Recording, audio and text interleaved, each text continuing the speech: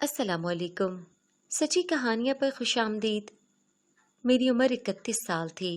شادی کو بھی تقریباً 6 سال ہو چکے تھے، لیکن میرا شوہر مجھے اپنے قریب نہیں آنے دیتا تھا۔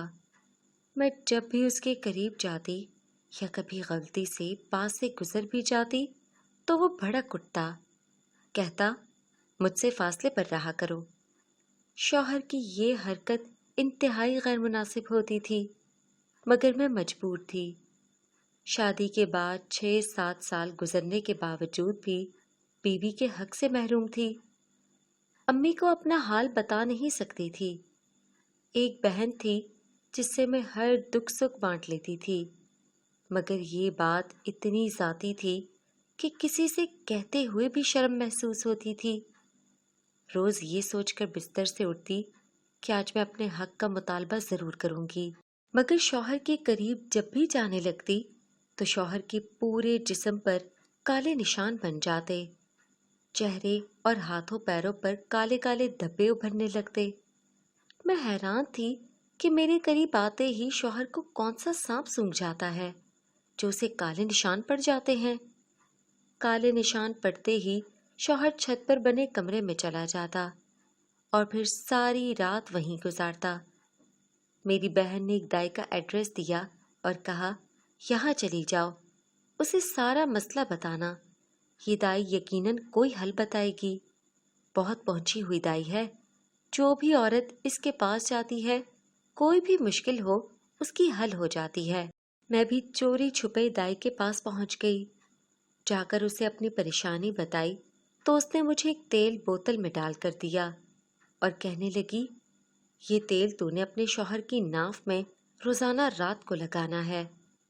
1 ماہ کے بعد اللہ اپنا کرم ضرور کرے گا اور تو 7 بیٹے پیدا کرے گی۔ میں نے گھر آ کر دائی کی دی ہوئی ہدایت پر عمل کرنا شروع کر دیا۔ دن گزرتے جا رہے تھے مگر کوئی فرق نہیں تھا۔ میں حیران بھی تھی کہ 7 بیٹے تو دور، یہاں ایک ہی ہو جائے تو میری زندگی سہل ہو جائے گی۔ آخری ہفتے میں میری طبیعت کچھ خراب ہو گئی۔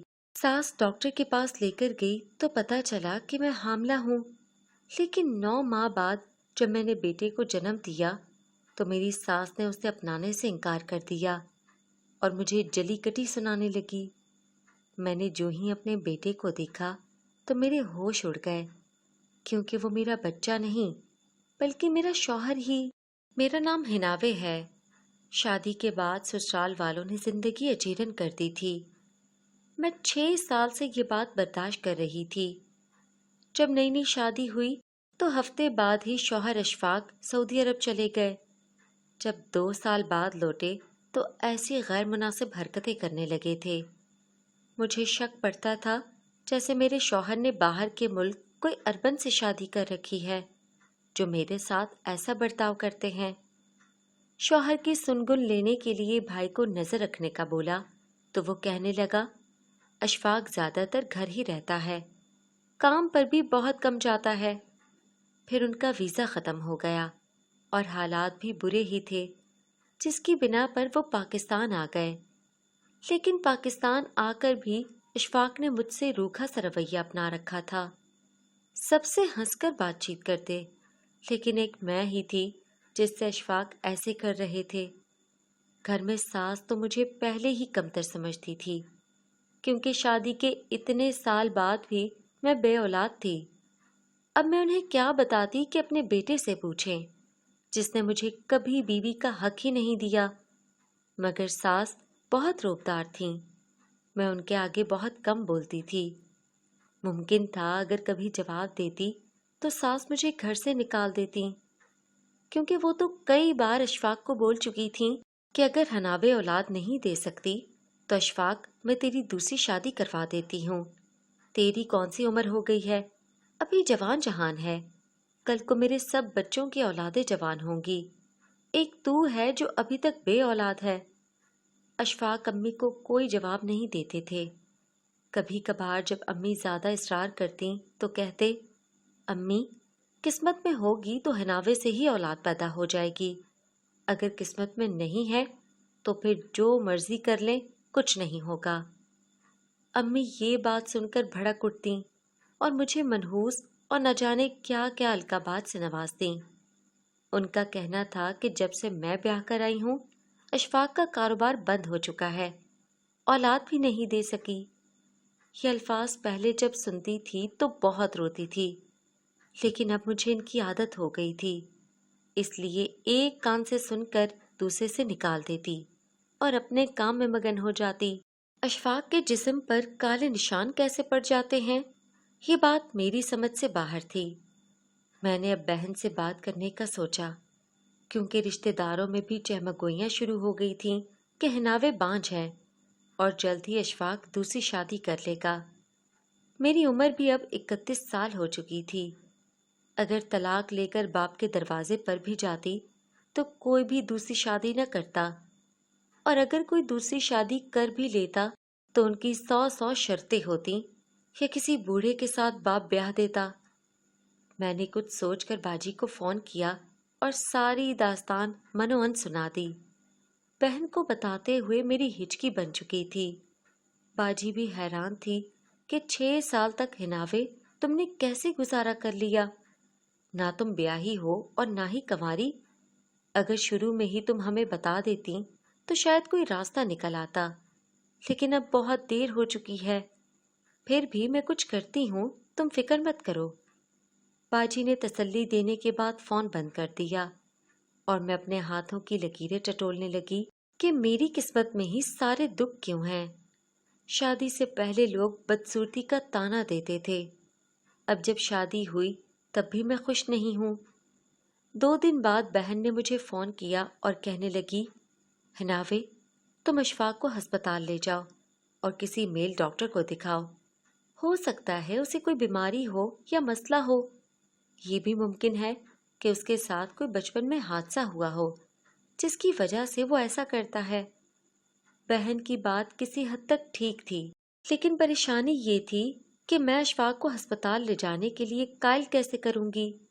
تو بہن نے اس کا بھی حل بتا دیا کہ کل وہ خود ہسپتال جا رہی ہیں، تم بس لے کر آ جانا، کہنا کہ آپ ہی بہت بیمار ہیں، آگے میں دیکھ لوں گی۔ رات کو جب اشفاق سے بات کی کہ میری بہن بیمار ہے، کل مجھے ہسپتال جانا ہے، اگر آپ لے جائیں تو بہتر ہے، ورنہ میں بہنوئی کو بولتی ہوں۔ میں جانتی تھی کہ اشفاق کبھی بھی مجھے کسی اور مرد کے ساتھ نہیں بھیجے گا، اس لیے خود ہی راضی ہو گیا۔ مقررہ وقت پر میں اور اشفاق ہسپتال پہنچ گئے۔ باجی پہلے ہی ڈاکٹر سے بات کر چکی تھیں اور ان کو سب سمجھا چکی تھیں۔ ڈاکٹر کے سامنے جب اشفاق آئے تو ڈاکٹر نے خود ہی پوچھنا شروع کر دیا، کیا کرتے ہیں، کتنے بچے ہیں، وغیرہ وغیرہ۔ بس اس بات پر ہی بہن نے کہہ دیا کہ شادی کو 6 سال ہو چکے ہیں، اب تک بے اولاد ہیں، یہ میرا بہنوئی اور بہن ہے۔ ڈاکٹر نے سر ہلا کر مزید سوال کیا، بیوی سے آپ کا رشتہ کیسا ہے؟ اشفاق بمشکل غصہ ضبط کر رہے تھے، مگر باجی نے یہ ملاقات اتفاقی بنا دی تھی، جس کی وجہ سے اشفاق مجھ سے خائف نہیں ہو سکتے تھے۔ ڈاکٹر کو تو انہوں نے کوئی مطمئن جواب نہیں دیا اور مجھے لے کر واپس آ گئے۔ ڈاکٹر بھی کچھ کہنے سے قاصر تھا۔ بہن مجھے بار بار کہتی تھی کہ تیرے شوہر نے کوئی دوسری شادی کر رکھی ہے۔ میں نے باجی سے کہا کہ اگر میرے پاس جانے سے کالے نشان پڑ جاتے ہیں تو کیسے ہو سکتا ہے کہ کوئی دوسری عورت قریب جائے تب بھی پڑے؟ باجی بھی مجھے کہنے لگی کہ ہاں ممکن ہے۔ میں اب اپنے شوہر کے قریب کسی اور کو بھیجنا چاہتی تھی، تاہم میں نے ایک منصوبہ بنایا اور اس میں اپنی کسی سہیلی کو شامل کر لیا کہ وہ ہمارے گھر آئے گی اور شوہر کے قریب بیٹھ جائے گی۔ تو اس نے ایسا ہی کیا، مگر یہ کیا، شوہر کو کوئی مسئلہ نہیں تھا اور نہ ہی کوئی نشان پڑے تھے۔ یہ دیکھتے ہی آنسو کا ایک ریلا میری آنکھوں سے امڑنے لگا، جسے میں نے بمشکل ضبط کیا۔ میں اب شوہر سے علیحدگی چاہتی تھی۔ آخر کب تک میں جذبات پر قابو رکھتی؟ کدھر جاتی؟ کسے اپنا دکھ سناتی؟ سب مجھے ہی قصوروار مانتے تھے، بانجھ بن کے تانے دیتے تھے۔ میرا دل اب بھر گیا تھا۔ کچھ دنوں کے لیے میں امی کی طرف آ گئی، بہن بھی وہاں آ گئی تھی۔ کافی عرصے بعد ہم دونوں بہنیں ایک ساتھ امی کے پاس آئی تھیں۔ بہن میری تکلیف دیکھ کر بہت پریشان تھی۔ 2 دن بعد بہن نے مجھے کہا، حناوے طلاق لے کر کیا کرو گی؟ اب تم سے کون شادی کرے گا؟ باپ ہمارا پہلے نہیں ہے، بھائی باہر جا کر وہیں کا ہو کر رہ گیا ہے۔ تم جانتی ہو کہ امی کو بھی میں ہی دیکھتی ہوں۔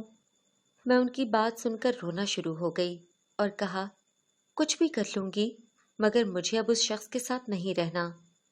باجی بھی کافی پریشان تھیں۔ سارا دن ہماری اسی موضوع پر کوئی بات نہ ہوئی، لیکن رات سونے سے پہلے باجی میرے پاس آئیں اور کہنے لگی، حناوے اب ایک ہی حل ہے، اگر تم وہ کام کر لو گی تو ہو سکتا ہے کہ اشفاق کا رویہ ٹھیک ہو جائے اور تمہاری گود بھی بھر جائے۔ میں نے بےتابی سے پوچھا، مجھے کیا کرنا ہوگا؟ انہوں نے ایک پرچہ نکال کر اس پر کچھ لکھا اور مجھے دے دیا۔ کہنے لگیں، کل ان کے پاس چلی جانا، یہ دائی ہیں اور بہت مشہور ہیں، ہو سکتا ہے یہ تمہاری مشکل حل کر دیں۔ ان کے پاس بہت بہت دکھیاری عورتیں جاتی ہیں۔ میں نے ایک امید کے تحت ورقہ پکڑ لیا اور صبح دن چڑھتے ہی باجی کو بتا کر دائی کے پتے پر پہنچ گئی۔ وہاں پہلے سے بہت سی عورتیں موجود تھیں اور کئی عورتیں تو باقاعدہ رو رہی تھیں۔ دائی ان کی بات سن کر ان کو عمل دیتی اور رخصت کر دیتی۔ میں اپنی باری کے انتظار میں تھی۔ جب میری باری آئی تو میں بوجھل قدموں سے اٹھ کر دائی کے پاس بنی چوکی پر بیٹھ گئی۔ انہوں نے مسئلہ پوچھا تو میں نے روتے ہوئے سارا مسئلہ بتا دیا، جو بھی شوہر پچھلے 6 سالوں سے کر رہے تھے۔ دائی نے میرا ہاتھ دبایا اور کہنے لگی، فکر نہیں کر، ہم دعا کر سکتے ہیں، وہ خدا آگے پوری کرنے والا ہے، یقین رکھ تجھے بھی وہ خالی ہاتھ واپس نہیں بھیجے گا۔ دائی کے الفاظ نے مجھے کچھ ہمت دی تو میں مطمئن ہو گئی۔ انہوں نے ایک بوتل میں سرسوں کا تیل ڈالا اور کچھ تعویذ میرے حوالے کر دیے۔ کہنے لگیں، یہ تعویذ کا پانی خود بھی پینا اور شوہر کو بھی پلانا، اور یہ تیل تو نے روزانہ شوہر کی ناف پر لگانا ہے۔ یہ کرنے سے اللہ تجھے 7 خوبصورت بیٹے دے گا، لیکن ہو سکتا ہے ان میں سے کسی بیٹے میں کوئی عیب ہو، تب تجھے حالات کے حساب سے فیصلہ کرنا ہوگا۔ مجھے ان کی بات کی سمجھ تو نہیں آئی، لیکن میں تیل اور وہ تعویذ لے کر سسرال آ گئی۔ میں بہن کو پہلے ہی فون کر کے بتا چکی تھی کہ اب میں گھر جا رہی ہوں، اور دائی کی بات بھی بتا چکی تھی۔ بہن نے بہت ہمت دی اور کہا، انشاءاللہ سب ٹھیک ہو جائے گا۔ گھر آ کر میں نے چوری سے ایک بڑی بوتل میں تعویذ ملا کر الماری میں رکھ دی۔ شوہر کو اب چھپ کر میں وہی پانی دیتی تھی۔ شوہر جب سو جاتا تو تھوڑا سا تیل انگلی پر لگا کر شوہر کی ناف پر لگا دیتی۔ یہ عمل حیران کن تھا، لیکن دائی کی بات پر عمل کرنا تھا۔ مگر یہ کیا، دائی کا تیل لگاتے ہوئے شوہر کے جسم پر کوئی کالا نشان نہیں پڑ رہا تھا۔ میں تعجب کا شکار تھی کہ اب بھی پڑنا چاہیے۔ صبح جب معمول سے قریب جاتی تو نشان نظر آنا شروع ہو جاتے، رات کو نشان نہیں آتے تھے۔ یہ دیکھ کر میرے ہوش اڑ جاتے۔ میں نے سوچا، اشفاق رات کو چھت پر کیا کرنے جاتے ہیں؟ دبے پاؤں ان کا پیچھا کیا اور دروازے کے در سے اندر جھانکا تو میرے ہوش اڑ گئے۔ میرے قدموں تلے سے زمین نکل گئی۔ اشفاق وہ نشان جگہ جگہ خود بنا رہے تھے۔ اب مجھے سمجھ آ گئی تھی کہ سب وہ خود کر رہے تھے اور پچھلے کئی سالوں سے مجھے دھوکہ دے رہے تھے۔ یہ سچ میرے لیے جان لیوا تھا، مگر میں اب سمجھ گئی تھی کہ مجھے کیا کرنا ہے۔ 10 دن بعد میں نے اشفاق سے کہا کہ مجھے آپ سے طلاق چاہیے، آپ مجھے طلاق دے دیں یا پھر مجھے میرا حق دے دیں۔ وہ مجھے طلاق نہیں دے سکتے تھے۔ مجھے کہنے لگے، ٹھیک ہے میں حق دے دوں گا، لیکن اگر کچھ غلط ہوا تو ذمہ داری تمہاری ہوگی۔ میں نے حامی بھر لی۔ اشفاق نے مجھے سارے حقوق دے دیے اور اب کوئی نشان نہیں بنا تھا۔ یہ راز میں جاننا چاہتی تھی کہ آخر کیا وجہ تھی جو وہ یہ کام کرتے تھے۔ تیل تقریباً ختم ہو چکا تھا اور میری طبیعت دن بدن بگڑ رہی تھی۔ اشفاق خاموش تھے۔ ساس نے میری بگڑی طبیعت دیکھی تو ڈاکٹر کے پاس لے گئی۔ جب ڈاکٹر نے میرے ٹیسٹ کیے تو خوشخبری میری منتظر تھی، میں حاملہ تھی۔ سب یہ خبر سن کر خوش تھے، لیکن اشفاق خوش نہیں تھے۔ میں نے بھی ان کی پرواہ چھوڑ دی تھی۔ میں امید سے تھی بس یہی کافی تھا۔ 9 ماہ تک میری ساس نے مجھے ہتھیلی کا چھالا بنا کر رکھا تھا۔ جب ڈلیوری کا وقت قریب آیا تو ساس مجھے قریبی ہسپتال لے آئیں۔ ڈاکٹرز نے کہہ دیا کہ ہمیں آپریشن کرنا ہوگا، ورنہ ماں اور بچے میں سے کسی ایک ہی کی جان بچے گی۔ ساس نے اجازت دے دی۔ میرے گھر والے بھی ہسپتال آ گئے تھے۔ آپریشن کامیاب ہوا، لیکن ڈاکٹرز بچہ دیکھنے نہیں دے رہے تھے۔ ساس بہت بے چین تھیں کہ جلد وہ پوتے کو دیکھیں۔